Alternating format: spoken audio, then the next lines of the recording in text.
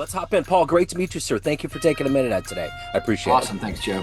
Yes, sir. So let's begin our journey with this. And I would start with this question, but 6 years ago, this pandemic put a huge fork in the road for all of us.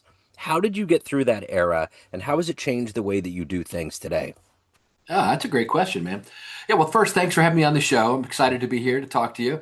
Really about how people can improve their lives.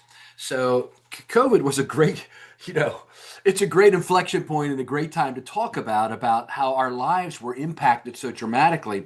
And really, there's been a major shift in how society works since then and how people think, how our young people are coming up from that 2 year pause that the government put on us. And so I would say the way I got through it was golf. My wife and I, I was a not a great golfer, but it's the only thing you could do. And so we golfed every week together. It was kind of our date day for 50 weeks or whatever. And she actually got pretty good. She could probably do LPGA now. And the other thing I did was I actually watched a lot of Anthony Bourdain travel shows. Kind of Okay. filled that niche inside of me, to be out there and travel. I didn't let the pandemic affect me too much. I did everything that we were allowed to do, going out to dinners and things like that. The state I live in, Maryland, and the county I live in, Queen Anne's County, allowed us to have some restaurants open, et cetera. And so, anyway, we did as much as we could, but it did shift my thinking about what I wanted to do coming out of the pandemic. And so I made a major shift, Joe. I decided I wanted to do an Anthony Bourdain like TV show. You see, I already had a podcast, Transit Unplugged. It was number one in the world, but it was an audio only podcast. We're heard in 100 countries. It's a very niche podcast. It's about public transportation, buses, trains, that kind of thing, microtransit. And I visited transit agencies all over the world and recorded their top staff and all that. And I thought, wouldn't it be great to combine the food, fun, and culture of a city and then showcase, unlike anybody else, how to get around it using public transportation? So since then, this is our fifth season. We've been all over the world. My company, sponsors it, Midaxo, and we have a film crew. We're actually going to Chicago next week. 2 weeks after that, we'll be in Seattle. 2 weeks after that, we'll be in St. Louis. And we film for 4 or 5 days, and we showcase all that. And it all came from a desire to there was this pent up demand for travel Yeah. after the pandemic, and so I channeled that into now, our show. All these trophies behind my shoulder are all the tellies and all the World Wide Web awards we've won with the TV show since we've come out of the pandemic. So it did had a major shift for me, a positive one. The Yeah. outcome was good. Although I had COVID, it was terrible. I was in the hospital for a week. It gave me pneumonia. It's nothing to joke about, Mm. It could have killed me, Yeah. but I made it through and shifted after that. So let's get into the heart and soul of everything that you do on a daily basis. I'm going to put you in front of 13-year-olds at career day, and one of the kids wants you to synthesize your day job to make sense to their brains. Yeah. So my day job is really to promote public transportation. I'm the chief customer officer and senior vice president of the world's largest public transportation software company. We everything you need to run a transit system. Joe, just like airplanes now, trains and buses are largely moving computers. Yeah. They have so much equipment on them, and so our company provides all that. So my job is to promote the industry and promote the leaders who lead the industry. So, for instance, today, a friend of mine just got appointed as CEO of the Dallas Transit System. His name is Nat Ford. He came from Jacksonville. So I did a post about that this morning on LinkedIn to the 30,000 people I'm connected with because I share industry news. So I do a podcast. Kids know what that is these days. Even my grandkids know what that is. They're Yeah. like, they call me Giggy. They're like, Giggy, you're on YouTube. You got a YouTube show. and I actually included them on one of our shows, and they love it. It's their favorite episode. Right We're on. getting to close to 1 million views per episode now on our television show, just on YouTube. So Yeah. that's what I would tell the kids. And we're on 30 TV channels across the country. We're streaming on digital platforms. We try to showcase amazing cities around the world, their food, fun, and culture, and then the public transportation system that ties it all together. That's what I do for my day job. Wow. So talk to me about what you wanted to be when you were a kid. What was your dream gig? Yeah. So, man, I remember, Joe, when I was 10 years old, you and I are probably of a similar age, Yeah. recording myself on a cassette tape recorder. You remember those? Oh, yeah. Pretending to be on the radio. Uh-huh. And so as soon as I could get a job, I got a car when I was 16. As soon as I got a job as a DJ at a local radio station. And then I built a talk show out of it called Comfort's Corner. That's my last name, Paul Comfort. And did that for 16 years part time while I pursued a full time career in public transportation. And so my passion, which is in my book, Find Your X Factor, your passion is one of the axes of the X. And it is, what are you passionate about? What do you love doing? And I've been able to figure out that that's what I love. And when I look through the last 35 years of my career and I analyze what jobs did I love, what did I love about them, it was always leaning into public communication. So talk to me a little bit about what you learned when you were young. What did you see around you? What were the seeds that were planted that gave you this desire to be successful, find your dream, travel? Yeah, and you're right. I do have a great job. I'm very thankful for it. But it came from 30 years of the grind. I worked 30 years of the grind, running. I was CEO of the MTA in Baltimore, the 11th largest transit system in America, with 5,000 employees and contractors and $1 billion budget. And to small systems, to medium systems, to large systems, I managed and operated public transportation. But what started all that, then once you do that, then you can riff on that, like you do working in jazz radio. You can Yeah. riff now. That's what jazz musicians are. I'm a piano player. I understand. I've been playing. I had a band in college. I played for 45 years. And you can riff once you're good. Once you've got those 10,000 hours, right? That Malcolm Gladwell talks in his book about, on Tipping Point. And so, yeah, when I was young, I think the key, to be honest with you, Joe, was two things. One was faith, and one was family. So my dad was a pastor. I was raised very active in church. I played piano, was given opportunities to be in on, business meetings as a teenager of the church, and felt like I could rub elbows with adults. I remember my dad took me one time with him to a radio station when he interviewed Dean Jones, the famous Disney actor who was in, Herbie the Love Bug and all that. And I remember Dean telling me, he wrote this book under running laughter. He was out promoting it at the time, and I remember him telling me, he was very nice to me. I was 12 years old. Yeah. He spent like 20 minutes with me after the interview, and I was like, wow, And I was always, as a young person, fascinated by famous people, movie stars, TV stars. I always wanted, I was always the first one to run up to them and shake their hand and all that. And so I got to meet a lot of great people as a young person because I wasn't afraid. But he told me, Paul, the reason I said you spent 20 minutes with me, Mr. Jones. It's very nice of you. He said, Paul, I've learned be nice to people on the way up because you may meet them again on the way back down. I love that. I love that line. I actually think I quote that in my book. But so the confidence that came from kind of being aligned internally. So I was living what I believed, my convictions, my faith. I was the good son. I won't say about my older brother whether or not he was, but how there's always. So I lived what I believed, and then secondly, was family, right? My mom and dad loved me and cared for me unconditionally, gave me all the time and attention I needed. I used to think I wanted a sister, because it's just me and my older brother. And then as I got older, I realized if I'd have had a sister after me, she'd have gotten all the love and attention, and I'd have been the middle child, and my personality might be completely different. And you probably read those books on birth order. So I'm thankful, although I missed having a younger sister, I have, 10 granddaughters now. So I've got plenty of young girls in my life that we have a ball and some grandsons too. As a matter of fact, very excited. I just had twin baby boys, Wow. grandsons, born 3 days ago. As the Right day on.2 recording this, yeah. So two more comforts to inflict on the world. That's But yeah, excellent. so back to the answer to your question, I think it's faith and family that gave me the confidence to pursue. And my dad wanted me and my mom wanted me to follow my dreams, but also wanted me to have the skills required to be successful at them, right? Because you can want to be a great singer and your passion is that, but if you have a terrible voice, you're probably not going to succeed. It's a very competitive industry. Or if you're 4'11" and you want to be a forward in the NBA, it doesn't matter how much passion you have, it's not going to happen, brother. Yeah. And so having those two sides, and my parents kind of instilled that into me as a young person, helped me achieve the success I think I had. It's a great, firm foundation, as they say. So who were you emulating in radio? You got out there, you did it early on. Paul Harvey.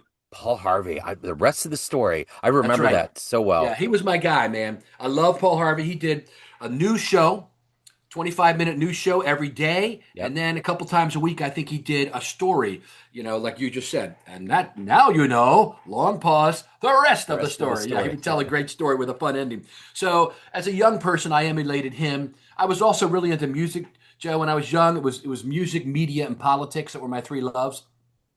So, we had a band. I mentioned Sons of Thunder. We toured, we made a record, all that. But I made an adult decision when I was getting to the end of college, which was, are we really going to do this? Yeah. And we weren't good enough, and we didn't have the connections. We were okay, people loved us. But so I came to the conclusion I'm going to get married in 6 months. I got to get a job. I'm spending all my spare time now on this band, touring and writing music. I wrote 50 songs and all the stuff we did, but we're not going to make it financially to be successful. And Yeah. so I had to make a decision.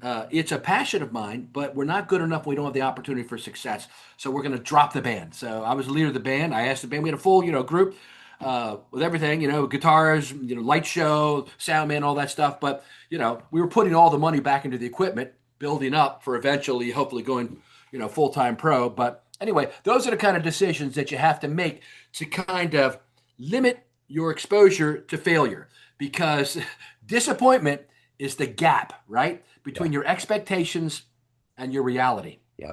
And so you need to adjust your expectations. You can't always adjust your reality, but you can adjust your expectations to minimize that disappointment. And so I made that adult decision, and it was one of the. Doesn't mean music was out of my life. I still play piano for my church Yeah. about once a month, but I can't do it full time. It's just going to have to be a hobby.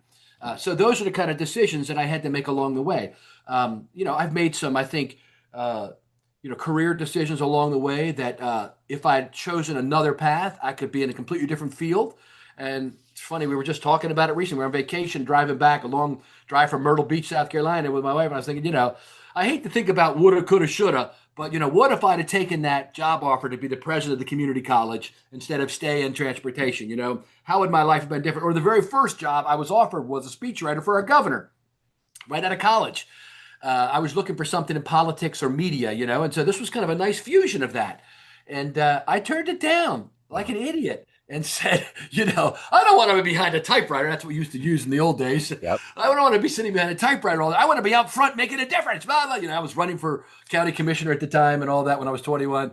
And so, you make these decisions, and then the Rubik's Cube of life, you just twist it and turn it, and you end up where you end up.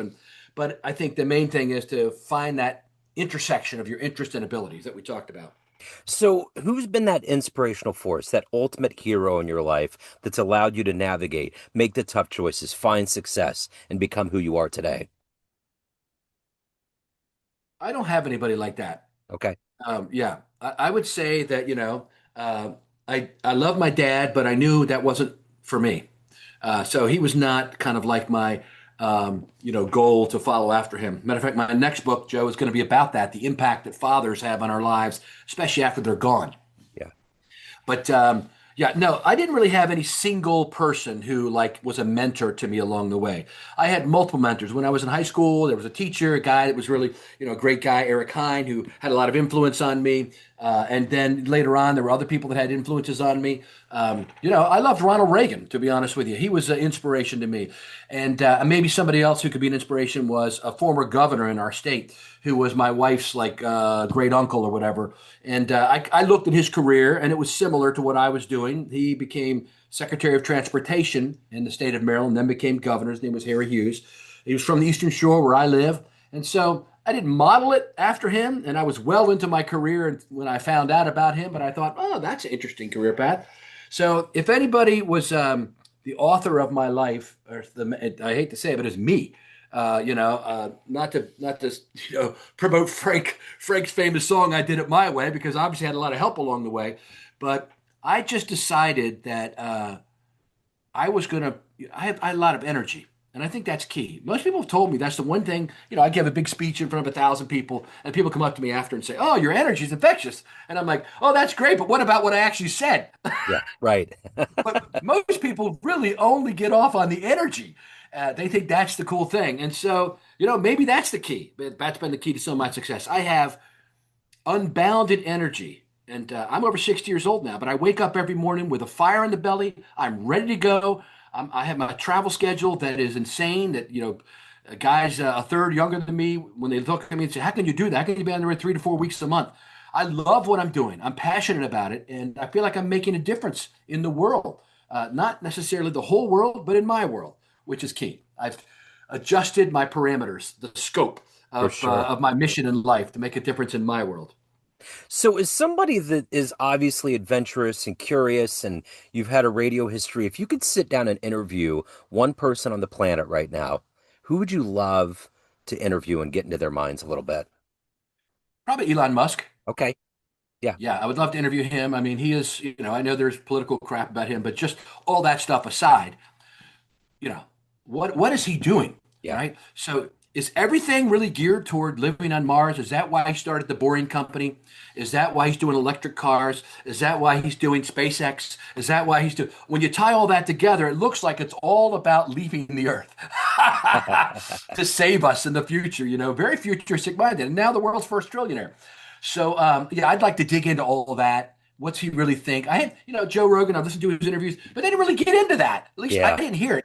Yeah, it Yeah, was I didn't more about either. other stuff, but I want to see the ultimate mission this man has in the back of his mind. What's driving him? I Yeah. mean, clearly he's unique among all of our species right now. Yeah, I totally agree. So, in all of these cities that you've been able to go to and you've spent time there, and when you do that, you get to know the cities and the locals. What Yeah. was the city that surprised you the most? What was the one that Oh, really stole your heart? thanks, Joe. Great question. I love that question. So there's a lot of great fun cities in the country and the world we've been to. Barcelona was it for a while. That was my favorite international city. Of course, Singapore's been great. Um, eh, uh, but Alaska is really the one that Wow. surprised me the most. And my mind just went blank. What's the name of the city starts with Fair? Not Fairfield. Oh, Fairbanks. Fairbanks. Yeah, yeah. Yeah. I don't know how I forgot that all of a sudden. But Fairbanks, Alaska. We did an episode of our show, which is called Transit Unplugged TV on YouTube, if people are interested in it, in Fairbanks, Alaska. We did one in Anchorage, too. Anchorage was okay, but Fairbanks blew my mind. Wow. It's a little small city. It's the largest, city north of the furthest, farthest north city. That's a kind of a big city, but it's not that big. But it was just coming out of a long winter. And they don't get much sun there, right? They get 2 or 3 hours of sun. You have to come outside and look at it for a minute each day, or you'll lose it.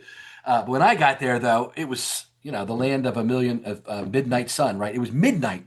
I'm at my bed and breakfast, the Alaska House in Fairfield and yeah, Fairbanks, Alaska, and I'm looking outside. There's a kid playing basketball out the window at midnight, and just the world's upside down. They're full of life, and the spring was coming on, and they were very warm and generous. We were there to showcase a brand new public transportation garage, but the oil pipeline and the river where we did a cruise, not a cruise, but a paddle boat tour down this river called Discovery Tours, and we got to see it all on that tour. Yeah. The mush dogs and how the Eskimos did their things and all that. And so, anyway, it blew me away. It's still been my most surprising, unexpected city in the last couple years. Everybody talks about Alaska. They glow about it. One of my best friends that travels a lot, he was up there and he was like, "Man, you can't believe this place. It's unbelievable." Yeah, that's right. So, It's so right. let me ask you this: as a musician, as a guy that loves music, what was the first live concert, one of the first ones early on in your life that blew you away? Mylon Lefevre and Broken Heart. I don't know if you Okay. remember them, but they Yeah. were Mylon Lefevre, his family. The Lefevre family was big back, I guess, in the 60s and 70s.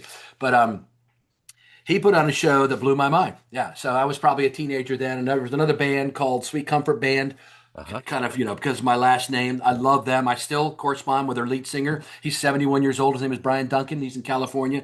But Sweet Comfort Band did great music during the 80s, which was my era. I'm an 80s guy. And so, the other band that I really love and I've been able to see them now a couple times is U2.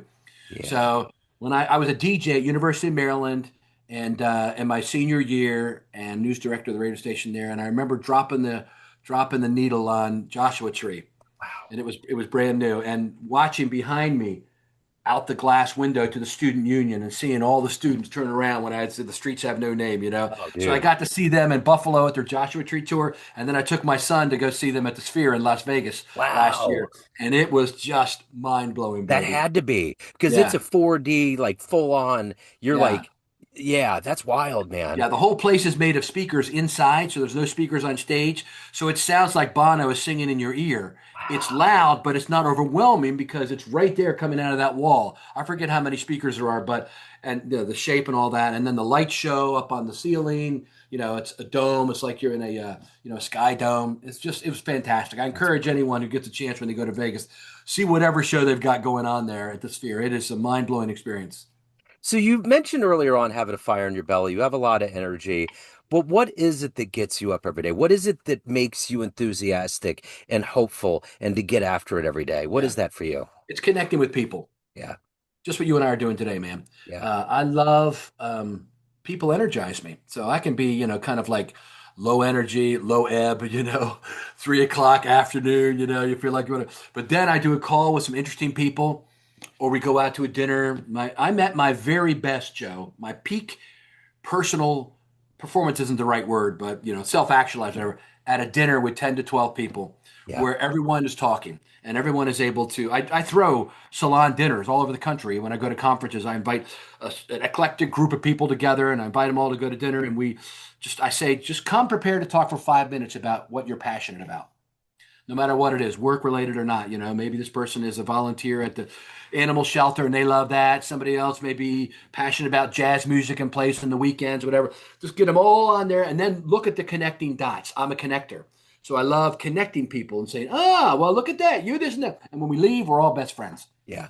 So that's what I love. That's what gets me up every day is, a series of fun, great conversations. Or when I'm traveling, it's obviously meeting all these people. The show that comes out of it is usually great. They're fun. I got a great video director. He's phenomenal. He makes it all look good. But for me, the personal experience is meeting the people who are serving others, because people in public transportation are really there to serve other people, Yeah. and most of them, aren't making millions of dollars. They're public servants, but they really do care about the product they serve. And we're moving millions of people in America and Canada. 50 million people a day ride public transportation in North America, and so these are people that are trying to make that experience better. So I love meeting them and talking to them. So when did you figure out the X factor and when did you decide that you were going to make this into a book and a narrative and put it out into the world? Yeah. So it came to me. So I have 6 children, Yeah. and it came to me ages 37 down to 20. While they were young, and you start seeing all the different personalities. They're raised by the same parents, but they're completely different. If there were six personalities, I've got all six. I think there's only four, but there's combinations I know. And I started analyzing, what's going to help make them successful in life. And I knew it wasn't just following their passion, their dreams, which is the advice you get when you have your graduation speech, usually, right? The commencement speaker says that, follow your dreams. That's great, but it's only half the equation. The other half, in my determination, is your skills. Yeah. And then when you can find where they intersect, then you can look for opportunity to use them and make money and make a career out of it. And so I came to that conclusion probably 20 years ago. And I spoke about it. I actually got the opportunity to be the commencement speaker at my college after I graduated, maybe a dozen years ago. And so that was my speech. I talked about living in alignment and the power. The Greeks called it the dunamos power, which is the root word for dynamite. You have dynamite power coming out of your life when you live an aligned life, when you're aligned with your core values, but also with your interests and abilities. When you have that alignment, dynamite power comes out of you because you're not fighting yourself, right? What's this all about? I just saw today, it's very disheartening, but how many men have dropped out of the workforce in America? It was a big article in a newspaper today. And it said that unfortunately, the bulk of them report what they do with their time is they're on screens. Wow. They're playing video games, watching. They're spending 6, 8 hours a day. And I know these are grown men. I know some men like that will take a day off, 8 hours, and just play Call of Duty or whatever. And I get the attraction of that. I can get sucked into those games too. I've cut them off out of my life because I take all games off my phone except for solitaire because it does pull you in. Yeah. And I get it, but it's not good. And so yeah, so you got to find that intersection. And I want I lost track of the question you asked. What was No, it? no, no, that you hit it. And it was just Okay. when you decided to make it into a book and came up with the idea. So yeah. Yeah, yeah. So 20 years ago, and I made a speech on it. And then I was thinking about, so there was this great book agent that I wanted for 5 years to represent me. And her name is Nina. And she's one of America's top nonfiction book agents, and I've tried to get her to represent me for these 5 years, and she kept saying, Paul, no, because I can't do niche books like on transportation. My last book was called The New Future of Public Transportation, published by Society of Automotive Engineers. Very, again, niche, people in the industry. There's a lot of people that work in the industry, but it's too niche. She wants, New York Times bestsellers.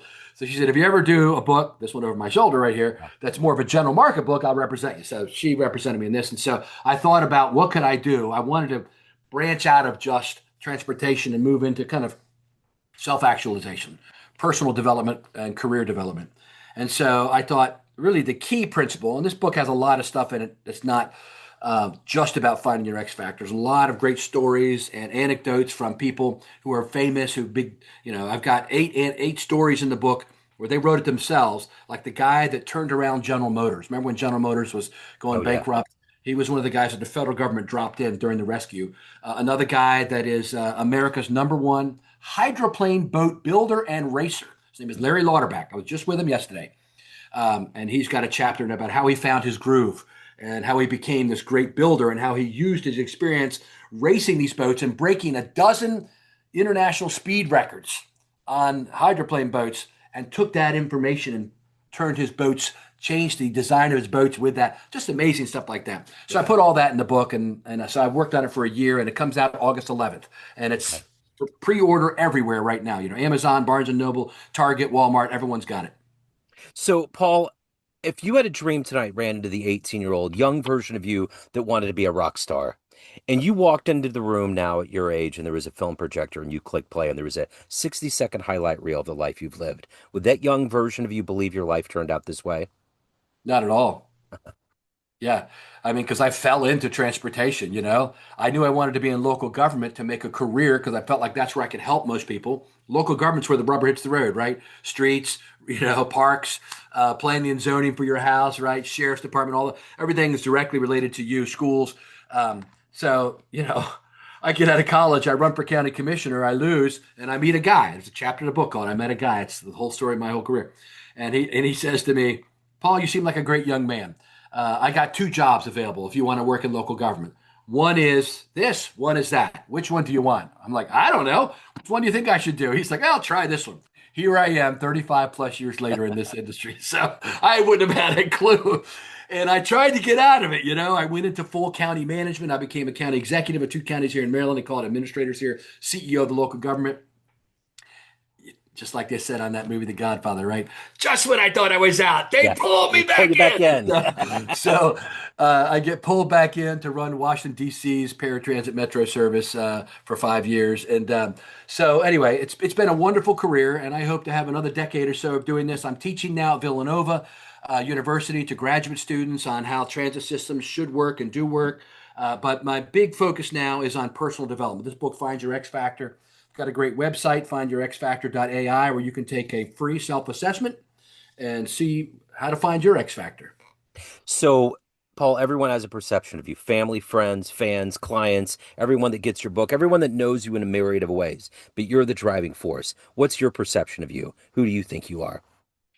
I am an outgoing, happy guy with joy in my soul who loves people and loves connecting people.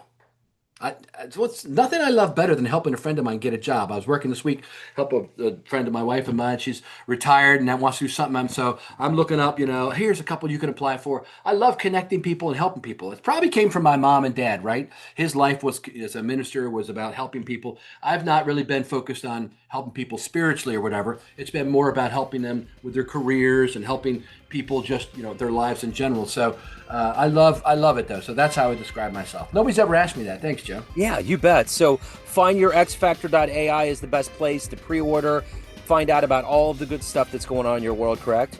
Boom. Okay, I love it. Yeah. I will put that in the show notes. What a joy, man. Thank you so much for your story, for your exuberance. I really appreciate it. Best of luck with the launch on the book. Thanks, Joe. It's great being a guest on your show. Yes, sir. Thank you.